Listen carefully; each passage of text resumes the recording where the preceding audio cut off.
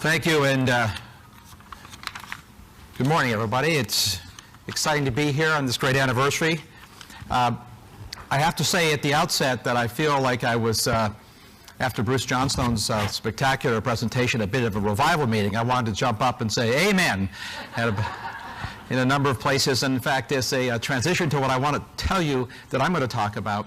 I should mention as an aside, it's not part of my assignment from Kim, but I agree with Bruce with respect to both my sense of optimism. I'm basically a tech guy. I look at macro issues with respect to the state of technology in the world.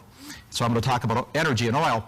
But I also spent my early career in weapon systems, missile guidance, anti-missile systems, and non-proliferation in the nuclear weapons area. I'm a physicist, for those of you who didn't look at my bio career, and I won't do any physics today, I promise. But the existential threats that are in play surrounding nuclear weapons are very real, very serious, and very worrisome. And I'm proud that I was part of, in a very small way, of the team that launched the Strategic Defense Initiative when I worked in the Reagan White House back in the dawn of time.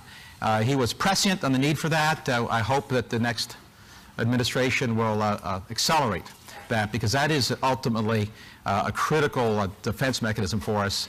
That plus the soft power of geopolitics, which is what I'm going to talk about. So my assignment is to talk about something narrow. You've heard very expansive macro presentations, important perspectives.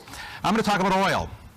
And a lot of what I say about oil is directly applicable to natural gas, but I'm going to focus on oil for a very specific reason.